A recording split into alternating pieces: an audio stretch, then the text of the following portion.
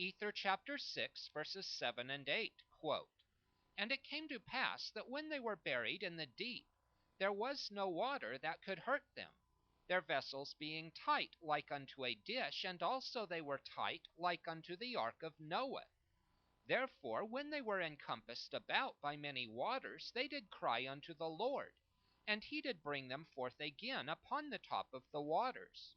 And it came to pass that the wind did never cease to blow towards the promised land, while they were upon the waters, and thus they were driven forth before the wind." End quote. Was Noah's ark really air and water tight? Genesis describes it this way in the Bible. Genesis chapter 6, verses 15 and 16, quote, "And this is the fashion which thou shalt make it of. The length of the ark shall be 300 cubits, the breadth of it 50 cubits, and the height of it 30 cubits. A window shalt thou make to the ark, and in a cubit shalt thou finish it above. And the door of the ark shalt thou set in the side thereof, with lower, second, and third stories shalt thou make it." End quote. Hey, the Bible dares give some details for the ark's measurements. I don't see anything about it being air and water tight, though. It does talk about putting a window in the ark and finishing it in a cubit approximately 18 inches, since a cubit equals elbow to fingertip, above. Does that mean it had a window that ran the whole length of the ark that was a cubit high? I'll bet that would help them be able to breathe.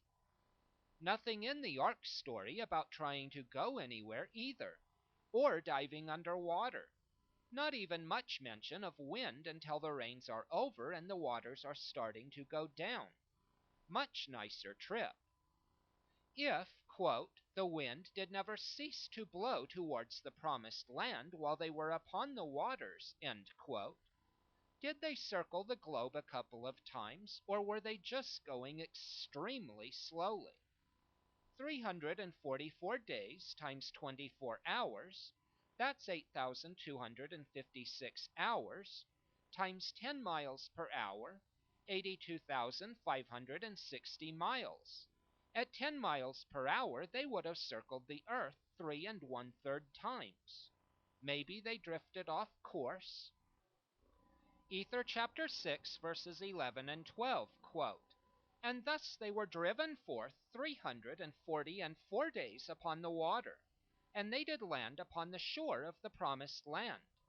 And when they had set their feet upon the shores of the promised land, they bowed themselves down upon the face of the land, and did humble themselves before the Lord, and did shed tears of joy before the Lord because of the multitude of his tender mercies over them." End quote. I can believe that they would be shedding tears of joy after reaching the quote-unquote promised land. I would be too after 344 days of being thrown around on an airtight boat and surviving. The tender mercies, though, is that in reference to the days on the boat? If it is, I think I would have been like Job in the Bible, wondering why God would allow me to live if it was just to be thrown around in an airtight boat day after day. Now, after getting off that boat, yeah, that would be mercy. I'd be quite humbled, I'm sure, by then. Ether chapter 6, verse 16, quote, "And the friends of Jared and his brother were in number about 22 souls, and they also begat sons and daughters before they came to the promised land, and therefore they began to be many." End quote. Sorry for not being overly serious in some of my points which were made earlier, but 22 friends of Jared and his brother delivering sons and daughters on their way to the quote-unquote promised land, with flocks, herds, and other animals and food for all for 344 days. Add to this terrible weather, waves, motion sickness, no decent way to remove bodily wastes, etc., and it just develops into a story that is very hard to buy into. I hope you can see how anyone who is skeptical to the slightest degree would have some extreme problems trying to make sense of all of this. Notice the word about in Ether chapter 6, verse 16, quote, "And the friends of Jared and his brother were in number about 22 souls," end quote. With 344 days to get a head count, he doesn't even know exactly how many people there were. I could see an estimate if you are dealing with thousands or more, but less than 30. One last comment, something else to think about if you can still believe, if you ever did believe, this barge story. Ether chapter 2 verse 3 talks about the Jaredites carrying with them honeybees.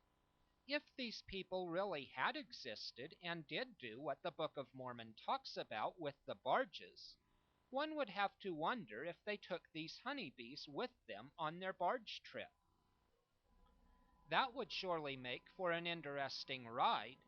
Don't bump the hives, and heaven help 'em if an animal or a person smashed a hive and broke it open. Then again, all the rockin' and rollin' and diving in the sea could have been enough in itself to make for some mad bees. Just thought I'd give you one last thing to consider. Book of Mormon, Ether chapter 2, verse 3, quote, "And they did also carry with them Deseret, which by interpretation is a honeybee.